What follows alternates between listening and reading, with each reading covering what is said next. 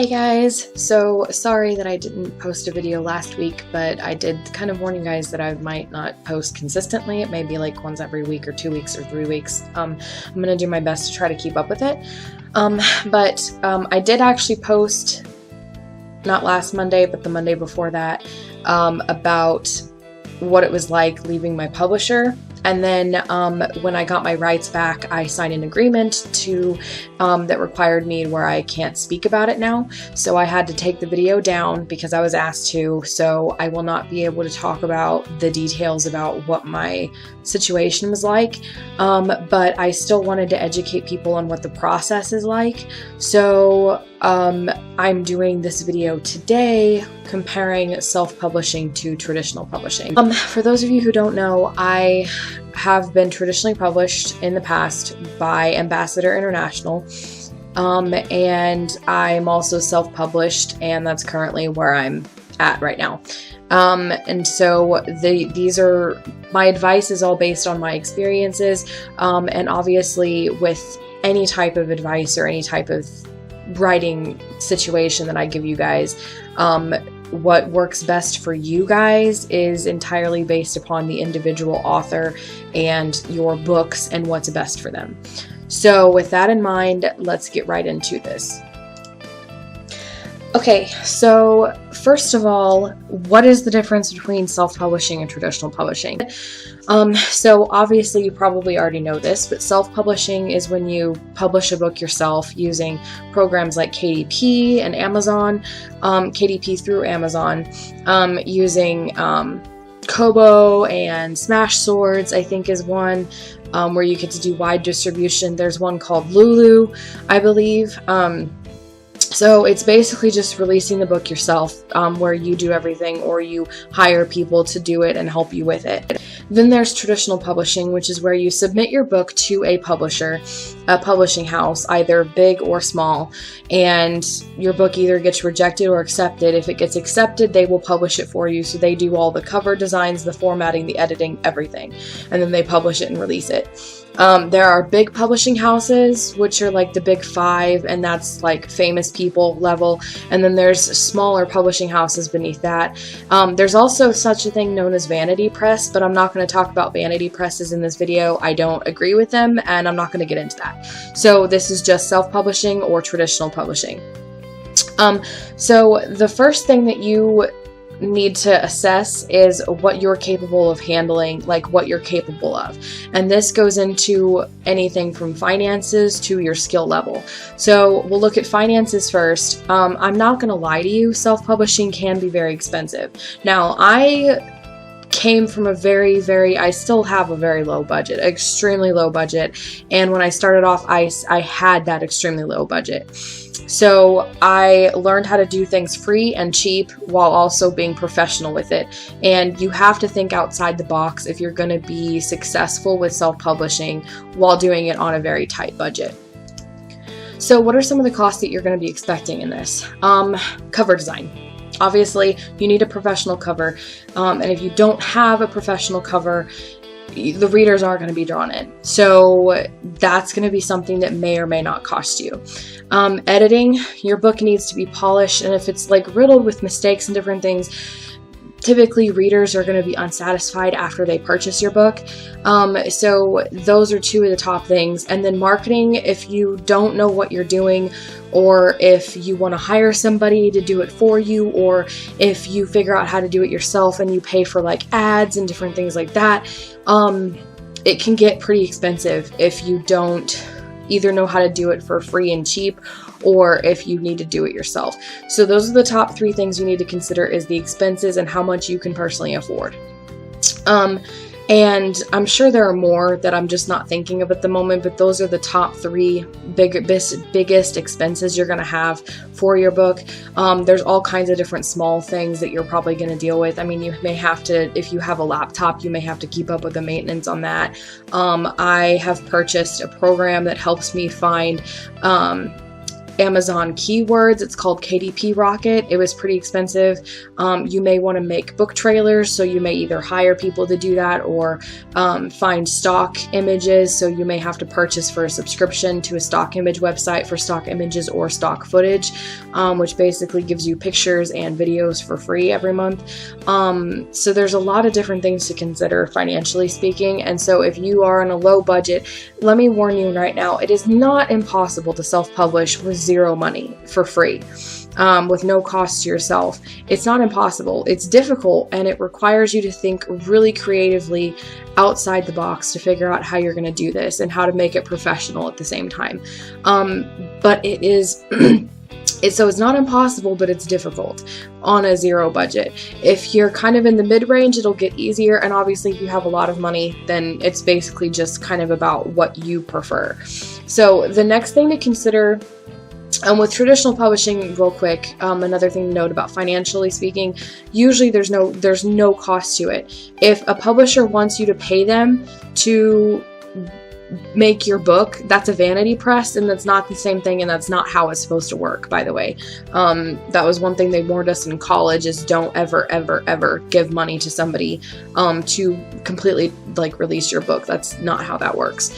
But again, I'm not getting into that. So it will come as no cost to you. They will do all the editing, all the cover designing, all the formatting. They will sometimes do the marketing for you, but I do suggest looking into the individual publishers to see whether they focus on one thing or another. Typically with publishers, in my personal experience, I've seen they usually focus on one particular aspect, and so some things do get neglected. If they focus really heavy-handedly on really good cover designing, the editing or the marketing may suffer. If they do really good editing or cover designing, then the marketing is definitely going to be not their attention. Or if they're really heavy-handed with marketing, they may not have as good cover designing. Now, you may find publishers, and I'm sure there's some out there that do really good with everything, that they put their whole heart into every single aspect, cover designing, editing, and marketing. But I'm just saying there may be some publishers that you'll find that will focus on one over the other, and some things may get neglected. So financially speaking, traditional publishers is easier to go with for free, but that's not the only consideration you should take. The first one was your financial situation. The second one is your skill level. Are you good with computers? Are you good with computer programs? Are you good at cover designing, or is it something that you can easily learn? I'm not an artsy person, so for my personal example, I chose to self-publish, but I had to teach. I could not afford to hire a professional cover designing when I started, so I had to design my own covers, which means I had to teach myself. I had to practice over and over again. I had to learn and figure out which apps work best and which don't, how to do fonts. I had to research about the licensing of the images and the fonts, and I had to find free sites to give me stock images because I couldn't afford a subscription to the professional sites for a stock image. And I had to learn, and it was a lot of practice, many hours of working at this to teach me, and now I know how to design professional book covers, and I still use a free program called GIMP. I still don't use Adobe Photoshop or anything fancy like that, and I know how to do it, but it's also professional at the same time. So what are your skill level? Can you cover design? Or where are your strengths and where are your weaknesses? Do you know anything about marketing or not? I did not. And with me, everything that I learned about marketing came with experience. I self-published anyway. I had no money, no skills other than writing, and no experience. And I started literally at the ground. And I had to teach myself all of this stuff. At the time, my publishers did teach me a little bit, but for the most part, it was just me learning and growing, trying things, failing at them, learning, okay, that doesn't work, let's try it this way, and just trial and error and stuff like that. So if that's fine with you, then, I mean, it was a wonderful experience for me, and I like the journey, and I like the learning process of it. So if that's something that you're interested in, self-publishing is better because you will get the experience, you will get the journey and the learning and the skills as you grow. You may start off low, like on the ground like I did, but you will grow and learn with experience that you gain. And that is an experience that will not be gained anywhere else. So that is also something to consider as well. So if you don't have skills, don't be afraid or feel like you can't self-publish, because you can. I know I am the prime example. The only skill I had was writing. I literally knew nothing about marketing. I still really don't. I know what I've learned through my experiences, and I wouldn't really call that marketing. I know what works, kind of. And even then, I don't sell that many books. I just do it because it's what I do, what I've learned. And I'm not an artsy person. I can't draw worth a crap. I'm still on stick figures, and I've learned how to cover design. I did have some editing skills, and I use that to my advantage now. But I really can't edit my own stuff very well, because there's some stuff that I miss, and I need fresh eyes. So I do edit other people's books really, really good. I just don't edit my own very well. So that is also something to consider as well, is like your skills. But don't feel like you can't self-publish if you have no money and no skills. You literally don't have to have both, but both help a lot, and it will be difficult if you don't. But I did not have either one, and I'm still here, and I prefer self-publishing, and that's usually the direction I'm going to stick with in the future. So that's just the top two things to consider, is your financial situation and your skill level, but that doesn't mean you can't self-publish if you don't have them, or that you have to traditionally publish if you don't have them, or if you do, you can still traditionally publish, whatever. The other thing to consider is how difficult it is to get accepted by a publisher. If you're going to traditionally publish, you have to face this right away. You will get rejected. You're likely not going to get accepted by the very first traditional publisher that you submit to. I know every author knows.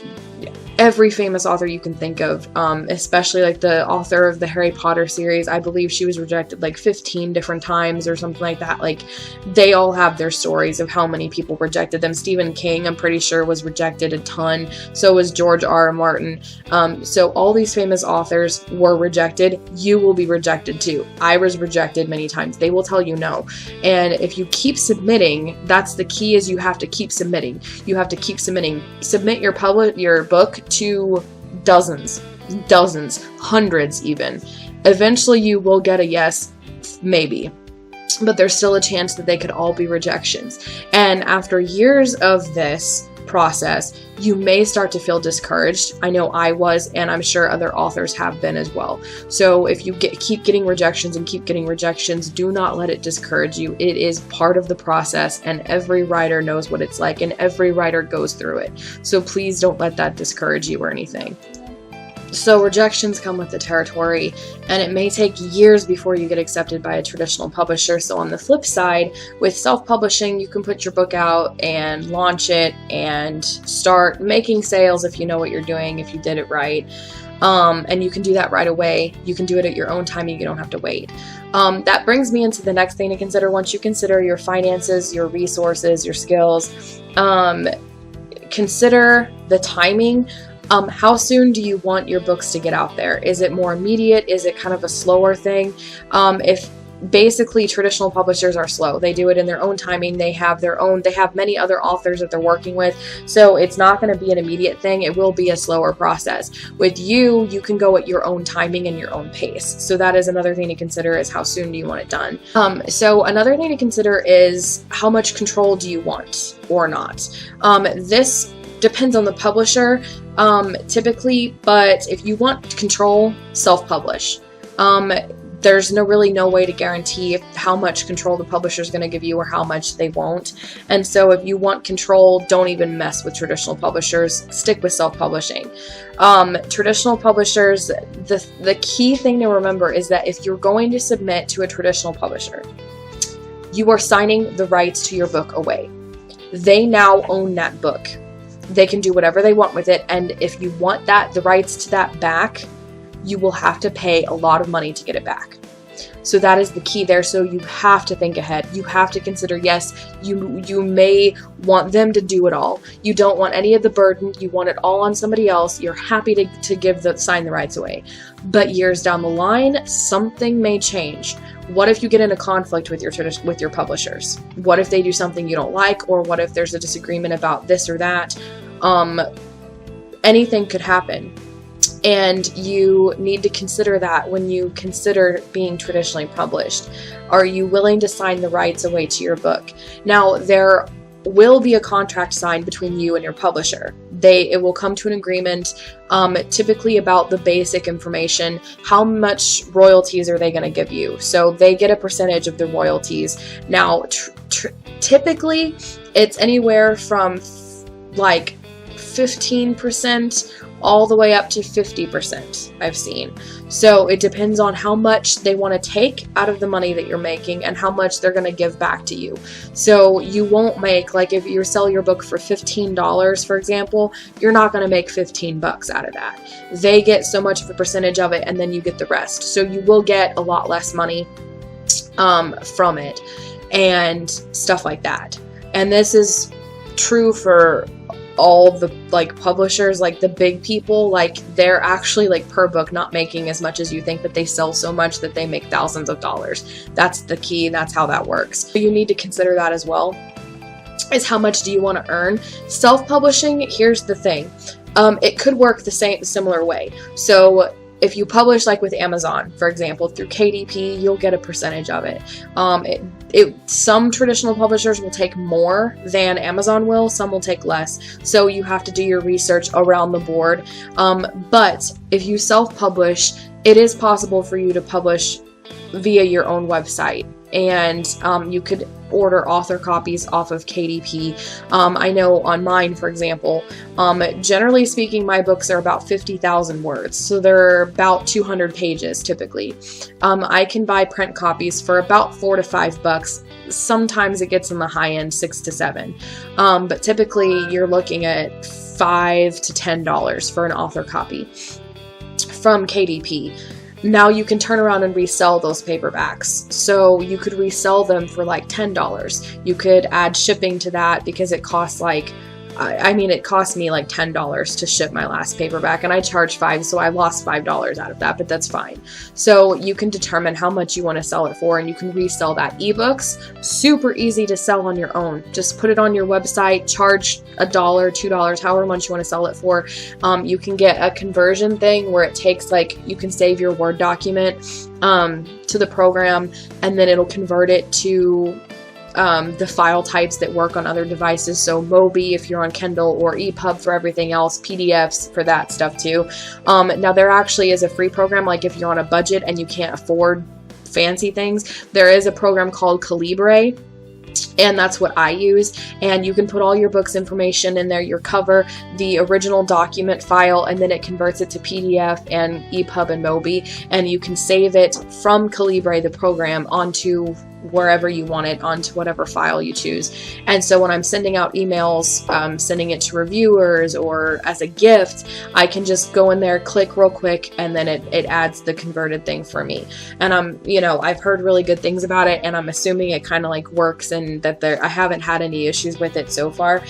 Do not try to Google free conversion thing, like free PDF to Mobi converter. Those things will not work properly. I one time converted one of my books for a reviewer, and apparently it took out all of the L's. So every single L in the entire document was missing, and I was super embarrassed. So if you do need to convert anything, get Calibre or a similar program that professionally converts things for you, so that you make sure you don't run into those issues. But again, it's possible to do that for free. You could also just simply stick with PDFs. People usually don't mind, so it really just depends. But it's really easy to sell ebooks by yourself. Paperbacks, again, you'd have to buy author copies. There's Lulu is a really good one, and there are other, you could Google research different places that actually will give you author copies. They'll print it for you, and basically they take a small, they charge you $6, $5, whatever, however long your book is, they'll charge you to print it, and you can print it from them. And then you can resell that at a little bit of a higher price so that you make a little bit of a profit as well from that. So traditionally also, if you get on with the traditional publisher, same thing, you can't just get your book. You have to order it.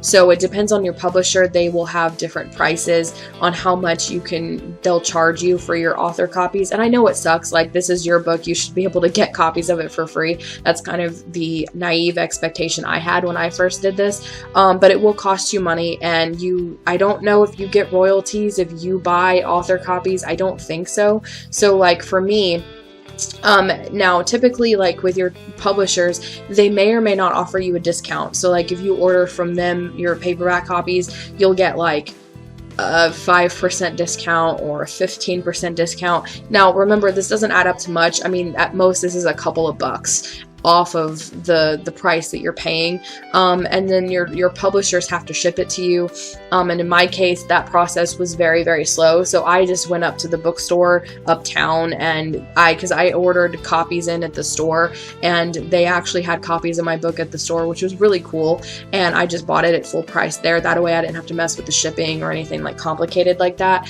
And so that's how I got my paperbacks. But the problem was that meant I had to buy them at full price, just like every other reader did.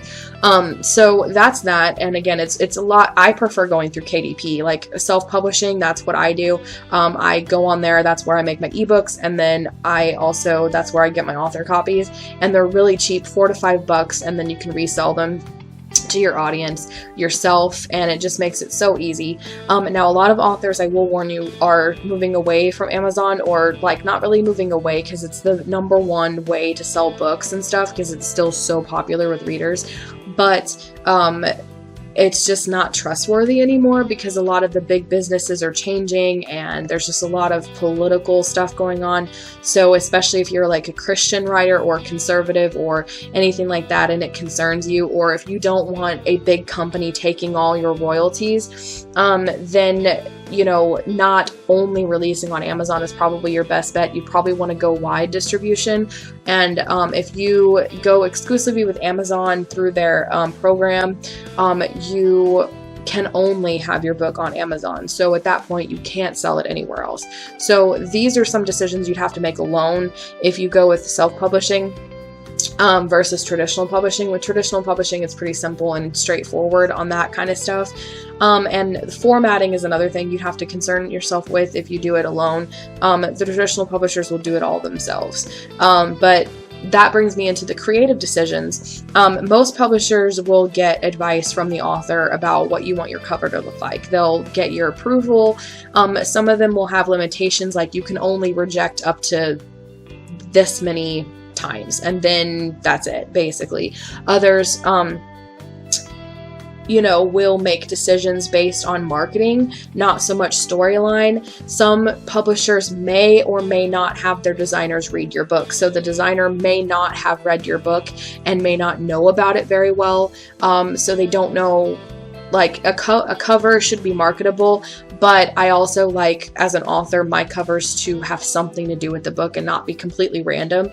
And so for me, having a publisher whose designer reads your book and it's more personal to them helps. But on the other flip side of that, your designer has to know more about marketing, and your cover designing, it has to match with the genre. Obviously, if you're writing a romance novel, right, the typical thing is a couple.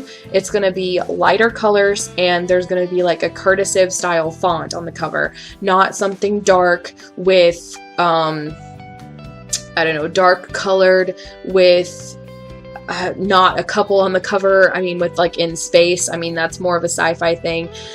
So you just have to know what the covers look like per genre, and that's what I had to teach myself. And a lot of this is looking at the bestsellers and the bestsellers in whatever genre you're writing in. So again, the romance novel, look at the best-selling romance novel covers and see what they look like. Look at the details, the font styles, the colors of the font, and the colors of the picture itself. What kind of pictures do they use? That sort of thing. And that's how I taught myself. That's how I learned. So if you're self-publishing, you could either hire a designer to do it for you. This can get very expensive, but there are designers out there like me, and like Anne Zedwick, the one that I use now, who do it at a little bit lower of a price, but with the same quality, because we want to help people out and we love doing what we do. But you're going to get into the hundreds of dollars if you're not careful. Fiverr.com is a great place to look for different services, whether you need cover designing or editing. And a lot of people on there will start off cheap, like $5, $10, so on and so forth. And you can find designers that way, or you can just learn how to do it yourself if you just get a couple of apps on your phone.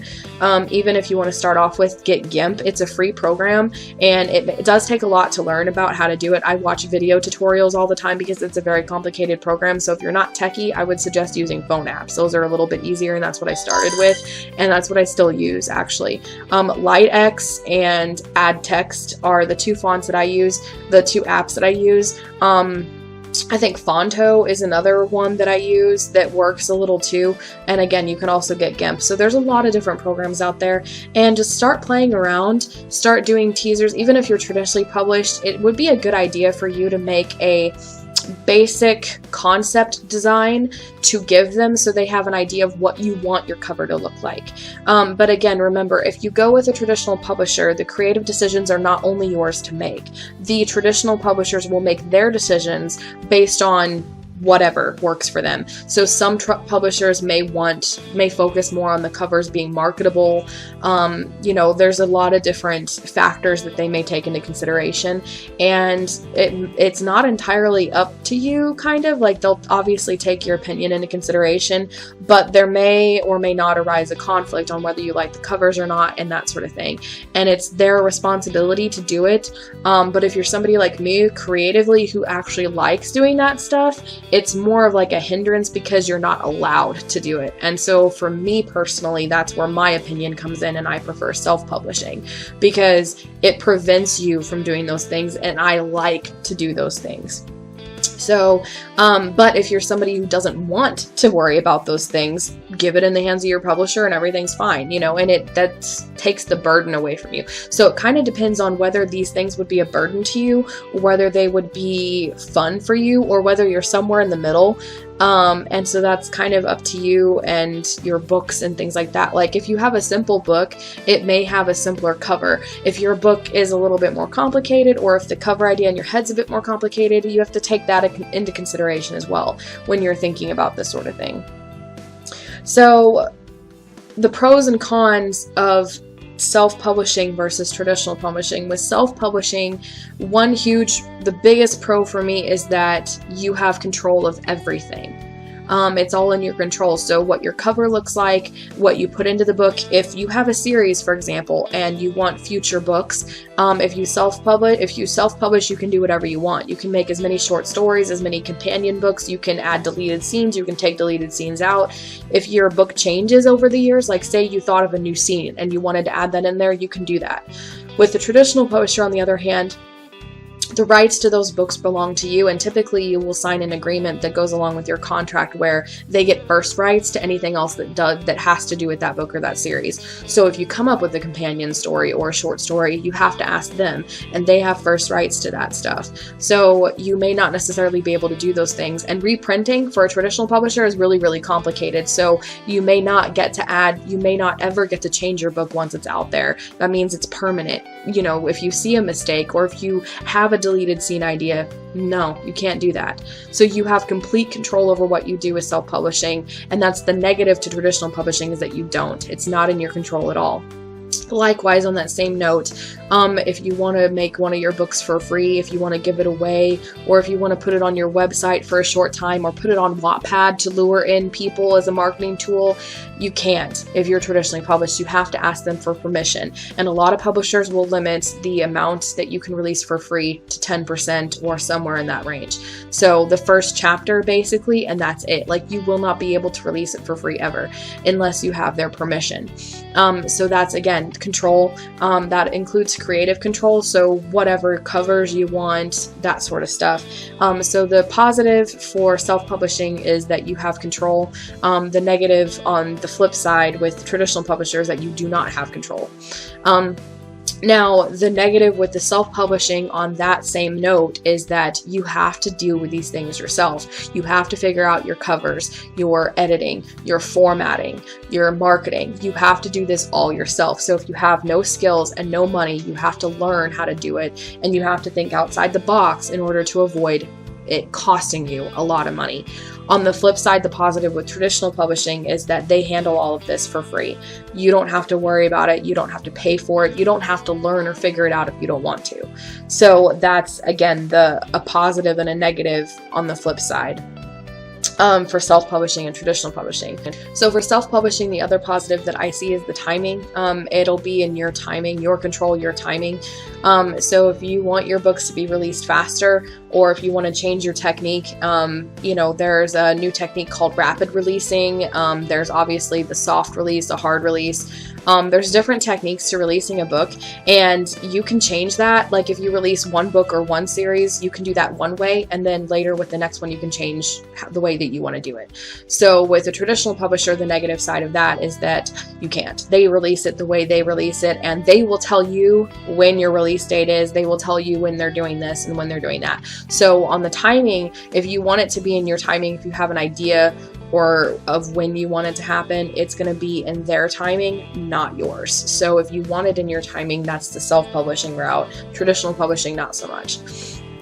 So a positive about self-publishing, another positive about it is that you have the capabilities of changing things. I know I mentioned this before in the control factor, but if you want things to change or whatever, you can do that. If you want to take your book down, you can do that.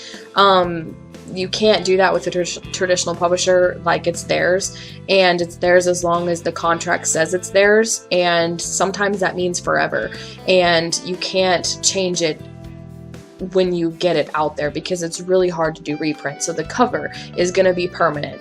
The editing is going to be permanent. So if there are mistakes in there, sorry, there's nothing you can do about that. They may be able to do smaller reprints, but it really depends on the publisher. Another positive with self-publishing is that the rights to your stories belong to you and not to anybody else, and so only you own your books, and you never have to worry about it belonging to somebody else or being stolen from you or that sort of thing. Like, the rights are yours, and you'll never have to pay money to get them back. You can release them, you can take them off Amazon, you can do whatever you want with your books, and it is yours 100%. With a traditional publisher, you sign the contract, it's theirs. If you ever want that back, you have to pay money. And that is something that you wrote, that you poured your heart and soul into, that now belongs to somebody else, and then you have to pay money to get it back. It's a really crappy situation to put yourself in, so really think ahead on that, whether you really want to put yourself through it or not. So on the traditional publishing side, some positives are that you don't have to worry about anything. They handle it all, so you don't have to stress yourself out trying to figure this out, trying to figure that out.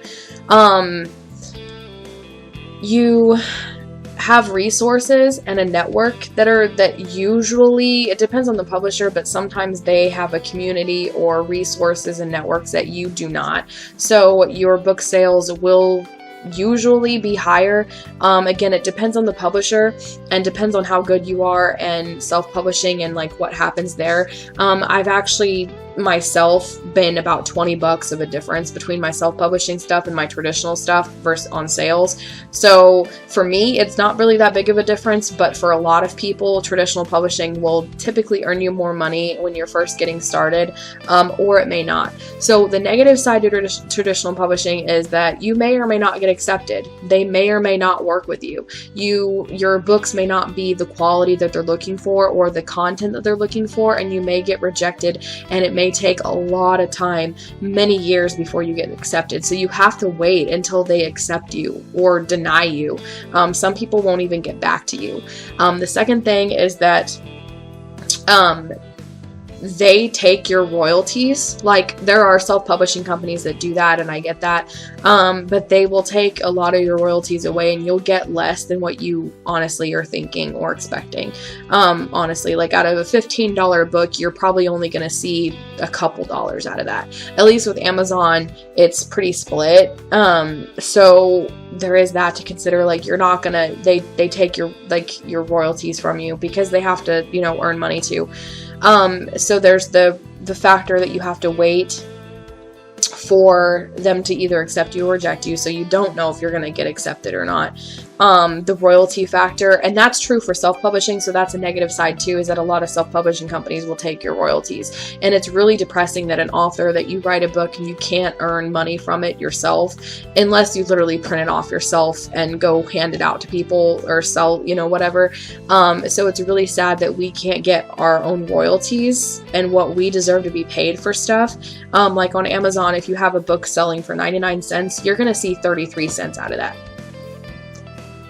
33 cents per book, and you put so much work and effort into it, and you don't get very much. So, I mean, that's a negative on both sides. But back to the traditional side, another negative with traditional publishing is that you still have to do the marketing yourself.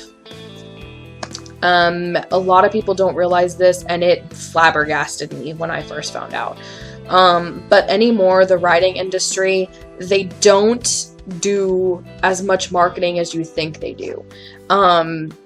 Not even the big five. Like, if you happen to get caught up with a big gigantic publisher, you are still gonna have to do marketing yourself. You're still gonna have to share on your social media. You're still gonna have to figure out how to do the book launch itself. So you're still gonna have to grow your Facebook, your Instagram. You're gonna have to determine whether you want a YouTube channel or not. You're gonna have to grow your own newsletter list. You're gonna have to figure out when and where you want to launch your book. If you do a Facebook launch, you're going to have to set up the entire Facebook launch party yourself. You're going to have to grow your Facebook group yourself. This stuff is not going to be done for you. They are not a PR team.